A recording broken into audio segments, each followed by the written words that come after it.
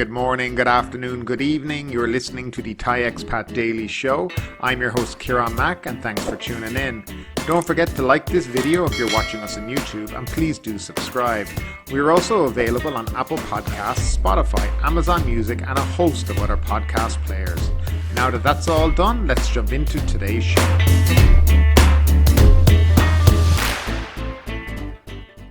So let's start off where we always do, today's COVID numbers. There was a record 16,533 new COVID-19 cases, along with 133 fatalities confirmed over the previous 24 hours, the public health reported on Wednesday morning. There were 16,331 in the general population and 202 among prison inmates. The death toll was at 4,303 in the third wave and 4,397 from the beginning of the pandemic early last year. The previous high of daily infections was 15,376 reported on Monday. Bangkok led the country with 3,997 new infections, followed by Samut Sakhon, Samut Prakan and Chonburi. And again, another record high for today. Yesterday we had a little bit of a drop, but it seems to have pumped right back up again, which is quite disappointing. Now that leads us into the next story. The PM gauges the virus review. Prime Minister Prayut Chan-o-cha has estimated the intense COVID-19 situation will affect the country for the next 2 to 3 weeks or 4 weeks at most, said Deputy Public Health Minister. Mr. Sathit said General Prayut told this to Cabinet meeting on Tuesday morning, where the PM added that relevant agencies must let people know the reality of the situation. The country has logged more than 10,000 new cases daily in recent days, with daily fatalities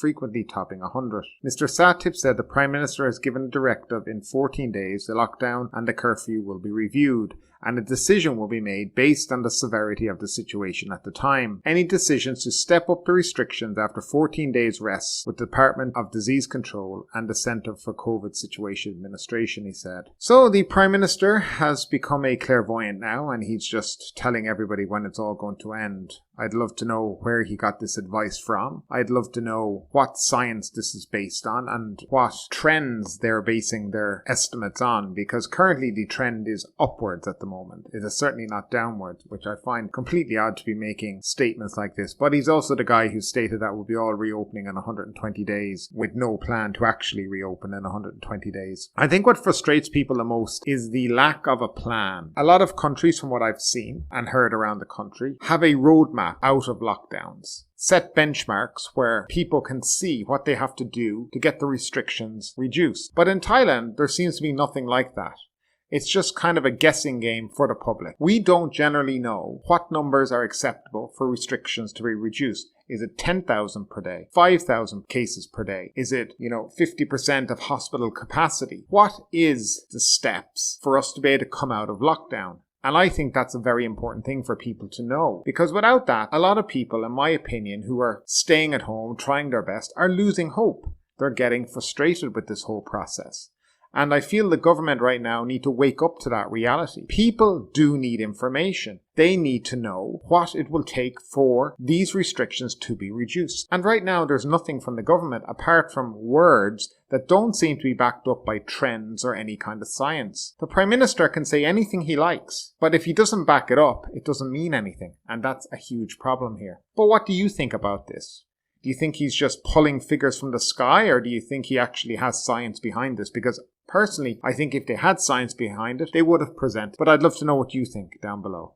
Now let's jump into some Phuket Sandbox news. Phuket officials inch up COVID prevention measures. All schools in Phuket are to remain closed until August 16. Central Shopping Mall has been closed for 7 days for cleaning, and all local markets mustn't enforce 4 square meters per person social distancing under the latest order from provincial officials to try curb the rise in infections across the island. The new measures were announced following a meeting of the Phuket Provincial Communicable Disease Committee chaired by the Phuket Governor on July 26. The measures were announced through a copy of the order posted online by the Phuket Office of the Public Relations Department just before midnight that evening. Under the order, all educational institutions on the island, except private schools that have a maximum of 5 students per class, are to be closed until August 16. Under the previous order, all educational institutions were to remain closed until August 2nd. The order also marks that the central Phuket shopping mall is to be closed for 7 days for cleaning, and that medical staff from the Phuket Provincial Public Health Office will conduct rapid antigen tests on all staff to determine whether they are infected with COVID-19. This is to protect our people, as we have found some infected cases from the shopping mall. We just want to save Phuket. Anything we can do to save Phuket we will do, said the Phuket Vice Governor Piapong Chuwang as he explained this at a press conference yesterday before the order was issued.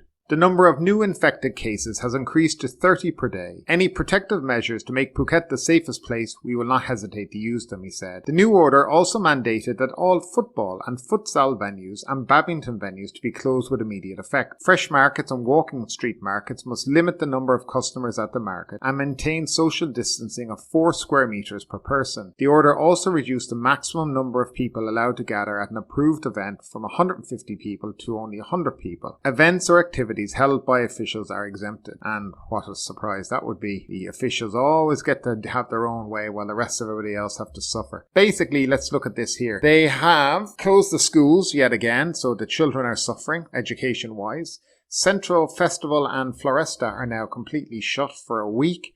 Now, what's interesting about that closure is that previous to this announcement, Central were closing down for 3 days by themselves with no pressure and were planning to do a big clean, which was announced on their own website. Now it seems that a number of staff within the Central shopping mall have contracted COVID-19. Now, it wasn't so long ago that they were holding up banners outside of Central Floresta and Festival advertising that they had reached herd immunity. They were the first shopping mall in Thailand to reach herd immunity. And what a ridiculous thing to be doing, because herd immunity is not based on a shopping mall and the size of it. It was just nonsense what they were doing. But of course now staff are infected. I think a lot of it does have to do with the choice of vaccine that many have received in the Sinovac. We shouldn't criticize that too much, because sometimes any vaccine is better than no vaccine at the moment, or that's what they're trying to convince us of. The measures do not change any entry requirements. And to be perfectly honest, they seem like they're not really very stringent measures to control any kind of COVID on the island. I think it's a case of they don't want to scare off the tourists that are there already, or the potential tourists that may be arriving on the island in the next few weeks. Probably more to do with that. Another story coming out of the Bangkok Post: Sandbox gets dirty. Even with the pandemic in Thailand surging, including new infections in the Phuket Sandbox scheme, the country is unlikely to turn its back on reopening to tourists, as the sector remains a lifeline for people struggling to survive financially during the crisis. Phuket reported 40 new cases on Tuesday, which is the highest since the Sandbox started. A full 191 virus patients have been admitted to hospitals on the island. Since the start of the Phuket Sandbox on July 1, for inoculated travellers, there has been 11,806 arrivals for the province, of which 26 people were detected to have COVID-19. The majority of new cases in Phuket are from residents, particularly those who fled from dark red provinces to islands with the hope of finding a job. Phuket remains the only province coded yellow, meaning requiring close surveillance, while most of the country is deemed dark red or red zones, requiring maximum or strict control. The reopening initiative led hotel bookings for the province to a total of 278,623 nights between July and September. Even though the number remains a far cry from the 1 million visitors per month logged before the pandemic, it provides a glimmer of hope on the island, luring people who lost their job and are struggling to earn a living. The Phuket Governor, Narang, assured the public yesterday the Phuket Sandbox will carry on despite higher infections. However, the province plans to tighten screening for Thai travellers, requiring them to show both negative COVID-19 tests and proof of vaccination, as more people flock to the province to find a job. After a discussion with the provincial governor yesterday, the province will not stop the Phuket Sandbox, but we will have to stay on high alert and try to decrease the daily infections over the next 7 days to allow the program to sustain its long run, said Pitutecha Supason, governor of the Tourism Authority of Thailand. He said total cases might already exceed 90, which is one of the criteria listed to terminate or postpone the Sandbox, but the province is convinced there's no other high infection factors, such as widespread transmission or insufficient hospital beds, that should temper a reopening, he said. We've had to keep this fortress steady, as the province is a test test run for other destinations. For example, Samui has most of its international visitors flying from the Phuket Sandbox, rather than its Samui Plus model, said Mr. Pitutecha. As of July 26, the number of vaccinated tourists who enrolled in Samui Plus totaled only 64, while those who finished a 14-day mandatory stay in Phuket and continued their vacation in Samui numbered 158. More islands in the Andaman Sea are hoping the Sandbox can survive, as the Cabinet yesterday endorsed a plan to allow tourists from the Phuket scheme to travel to Krabi, Phaya, and spending just 7 days in Phuket. Krabi, which is a dark red zone, is preparing to open some of its COVID-free islands to tourists from Phuket. The province still has a low vaccination rate, as do most provinces. Sasitorn Kitakul, president of the Krabi Tourism Association, said while Krabi is one of the 10 pilot destinations designated for vaccinated foreign arrivals, without a 70% vaccination rate, it cannot resume reopening like Phuket. The TAT admits it needs an extra effort in public persuasion as the US, EU, and some countries in Asia downgraded Thailand from their safety travel list. We have to work 2 times harder to convince the international community Phuket is safe for travel, which is difficult when COVID-19 cases are peaking nationwide, said Mr. Pitutecha. So let's look at some figures as of the 27th of July. We had 225 international visitors on the 27th of July who arrived on 3 flights, 1 Emirates and 2 Singapore Airline flights. Of the 225 arrivals, 221 tested negative for COVID. On the same day, we had 180 people do their second COVID test, all were negative, and 233 people who had their third test and final test, and all were negative as well. As of the 27th, a total of 285,802 room nights have been booked. And in relation to the vaccination progress in Phuket so far, we've had 412,732 who've had their first jab. That's about 88% of the population, and 321,779 who are now fully vaccinated, and that's 69% of the Phuket population. It does seem, from reading these stories and what the Tourism Association of Thailand is talking about and the governor, they really do want to keep this Phuket Sandbox scheme going no matter what. Now, even with breaking their own rules that they've set, they definitely have reached the 90 caseload within a week. And it's pretty obvious at this stage, and it's pretty obvious there is an issue on Phuket with COVID infections. Now, is it enough to shut down the Phuket Sandbox? I don't think so. I think the whole point of all of this Phuket Sandbox was to vaccinate as many people as possible, so we can do a trial run and see what exactly happened when we allow international tourism in here. But the problem, and the huge mistake they made, was not international tourism. The huge mistake that they made was Thai people. And as soon as the Thai people heard that Phuket was reopening and international tourists were coming in, well, suddenly they all started to return from the provinces that they live around Thailand in. Many who had gone home to these areas and then decided to come back. And a lot of them who did come back were infected with COVID-19. Also, a lot of people apparently, and I don't have figures on this, but it has been mentioned that a lot of other infections came from family members of Phuket Sandboxers. So maybe a wife or children who came to meet a family member who had traveled internationally. They also came down to Phuket and they also turned out to be positive. That has been spoken about as well. But it does seem to me that the authorities have been quite lax in relation to entry requirements for domestic travellers.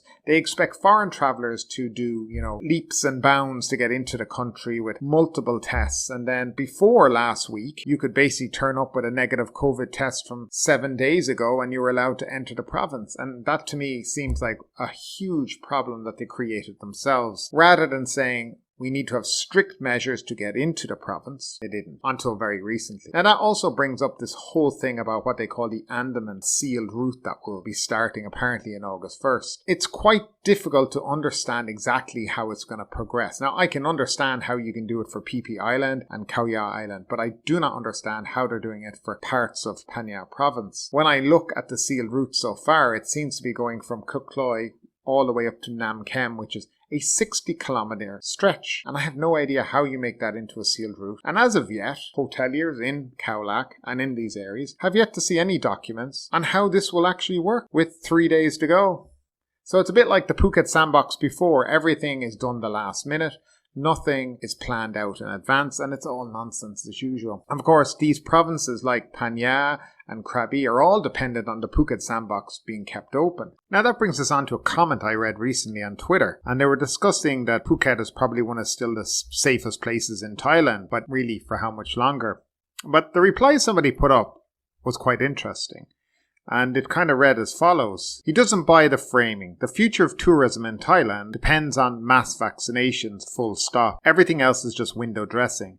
So much time and money has been wasted on these pointless band-aid solutions. And I think he makes a very good point. How much money has been spent on this Phuket Sandbox model? From the developing of apps, from all the websites that have been created, from just the SOPs that have been written, and the amount of time and effort that has gone into vaccinating pretty much the entire population, ahead, by the way, of people who should be getting vaccinated before a lot of people in Phuket would have been. Was it fair that this whole program was opened up rather than focusing their efforts on getting the entire country vaccinated and opening it at the same time? I'm of the opinion now, when I think back more about it, I think we saw the infections in Thailand were rising, and it was probably not the right time to open up the Phuket Sandbox. I think a better strategy, and the more I think about it, the more I'm starting to come to the opinion that a better strategy would have been to leave it till September, October. Get as many people in the country vaccinated and then reopen. Because I think it's unfair in other parts of the country to see Phuket open for tourism while they still remain closed, and maybe they are a tourist destination such as Hua Hin or Pattaya or Chiang Mai, Chiang Rai or even Bangkok. Areas like this are watching Phuket being let open, have tourists come in, having the focus put on them, while their cities or province are left with no vaccines and the hope of international tourism dwindling away. I think a better option and a better plan would have been just to get this vaccination drive done. Get everybody over 67 years of age done. People who had underlying diseases, get them done. 20-year-olds are healthy. They don't get quite as sick as 60 and 70 and 80-year-olds, and that should have been something that maybe looked at a bit clearer. But unfortunately here, Thailand is all about the gimmick of the Phuket Sandbox, the names, the Andaman Seal Route,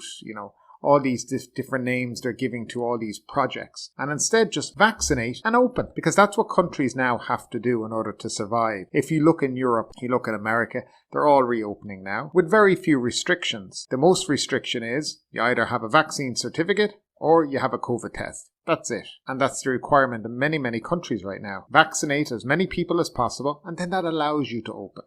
Even though you see rates rising in some countries around the world, critical illness is not rising. And hospitalizations are not rising. So vaccines in themselves probably do work. They stop you from getting very sick. And it's not the main thing we need right now, is to stop people from getting sick. I hear a lot of people talk about, vaccines, it's not a vaccine, you can still get COVID. You can still get the flu after getting vaccinated too. But it reduces how sick you get.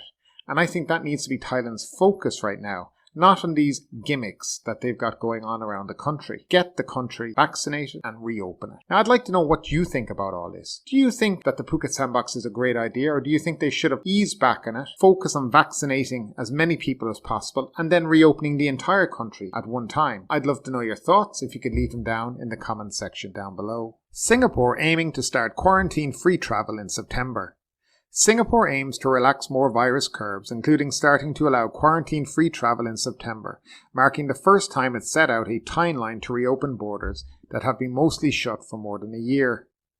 The Southeast Asian city-state expects to have fully vaccinated 80% of its population by then, placing the nation in a solid position to move forward with reopening, Finance Minister Lawrence Wong told Parliament on Monday. That will allow authorities to ease measures, including allowing larger gatherings of fully vaccinated people. The country also will be able to start reopening borders and establishing travel corridors with other countries or regions that have infections under control. While other countries may have come to terms with a certain level of COVID-19 cases and even deaths, this is not the choice we want to make in Singapore. At the same time, there is no need to wait for everyone to be vaccinated before we begin to open up. That would mean holding back the entire reopening timeline until much later in the year, which is not tenable, said Wong. One of the world's success stories in containing the virus, Singapore has suffered a setback in mid-July after infections spread in karaoke lounges and a fishery port that supplies produce to markets all over the island.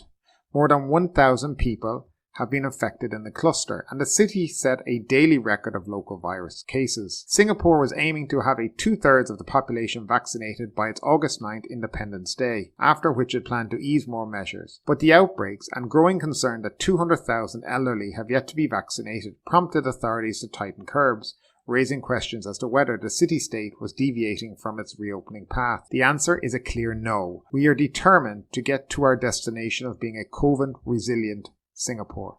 But our journey must take into account public health realities, Trade and Industry Minister Gan Kim Yong said in a separate speech to Parliament. Sometimes we may need to take a detour if we see hazards ahead. This way we can ensure that we will get to our final destination safely, even though it may take a little longer. Authorities will review existing virus curbs in early August based on factors such as the overall infection rate.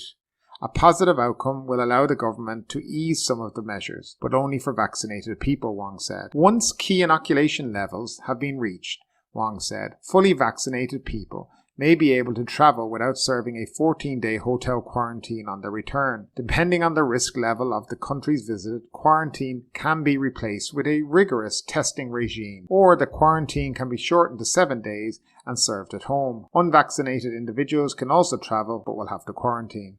And there you have it, a country that has a plan on how to get back to a reasonable level of normality. And I think it's something Thailand should be looking at as a model. Singapore at least have decided on key benchmarks for the reduction of restrictions and a plan to actually vaccinate people and get the country reopened in a safe manner. And finally, an American has been charged for not wearing a face mask at a Taco Bell in Pattaya. A 33-year-old American man was recently charged for not wearing a face mask at a Taco Bell in Pattaya. Earlier this month, the expat and another foreign resident got into a heated argument at the soft opening of a Taco Bell over whether to wear a face mask while in line in order to order food at the fast food restaurant. After being confronted about not wearing a mask, the American shot back at an older expat, telling him to go F a prostitute and threatening to beat him up. Videos of the incident were widely shared on social media. Thailand's Immigration Bureau decided to step in and take action. In Thailand, it is mandated by law to wear a face mask when you are out in public. Fines can range from 1,000 to 6,000 up to a maximum of 20,000 baht. Reports don't mention how much the American in Pattaya was fined. In a live press briefing streamed on Facebook, the Immigration Bureau said officers from the Bureau as well as from the Chonburi Provincial Police went to the man's condo where the expat allegedly admitted that he was the same person in the video. Reports say officers detained the man and took him to the local police station where he was formally charged with unhygienic activity, potentially spreading a dangerous infection, for not wearing a mask. Charge is listed under Section 34 of Thailand's Communicable Disease Control Act. Now, I don't know if anybody's seen the video, but I'll leave a link down below in my description. Just scroll down and you'll see the story with the link there. And I'll play the sound at the end of this for people who are listening on the podcast. I have to be honest, I don't know what to make of this. Now, firstly, the American man is with another foreign lady. And when I look at the video, I realize that she actually has the masks in her hand. They're just have chosen not to wear them in the Taco Bell while ordering the food at the register, which in Thailand is, right now against the law. You are mandated by Royal Gazette printing to wear a face mask, and there are severe penalties for that. So that's the first thing. So the guy is in the wrong. There's no doubts about it. Now, the other expat who pointed out and decided he wanted to get into an argument with him, I think a little common sense. The American not wearing the mask is a big, big guy. And when I mean big, muscly big. And I'm not sure I would have been as brave as he was to tell him. But to be frank and honest, I think I read somewhere that the staff had also asked him to put on the mask and he kind of was refusing to do so. Look, this is Thailand. It's not the country to come and try, as a foreigner, to come and try break the law in. Foreigners are always singled out. And if you get yourself in a situation like that where you're going to be on video, well, you need to expect that you're going to get bad publicity from it. And this guy has. I mean, at the end of the day, it's not a good thing to have on your immigration record that you broke, even if it's a minor act or law. But it still could be there. And it could, in the future, be problematic for him to renew a visa. Who knows, These kind of things are things you need to, as a foreigner, stay away from. Now, for me, I go out, I wear my mask, I follow the rules because I don't want to get fined and I don't want to be that guy on the video, the only foreigner not wearing his mask, okay? You don't want to be that guy. And that's the truth about it. Now, this fella, when you see the video in the link and listen to it, you'll see he's nuts. He goes on about how much money he makes, and he makes more money than the other guy. It's like listening to children fighting. The American guy comes across as being quite childish in his banter with the British expat. And, when you listen to it, it's kind of cringeworthy at times. You'd be like, Jesus, could you, you're not a child, man. Oh, I got more money than you. Look at me. I can do what I want. I don't know. It's just a weird video. And really, I wish we had seen the beginning of it and how it all started. But yeah, no, it's funny. But just listen to it, watch the video, and I'll let you decide who is in the right in all this. Leave your comments down below in the comment section. Thanks for tuning in today. If you enjoyed today's episode, don't forget to subscribe. And don't forget to leave us a 5-star rating. We are available on YouTube, Apple Podcasts, Spotify, and wherever you like to listen to your podcasts. Thanks for tuning in, and we'll see you tomorrow.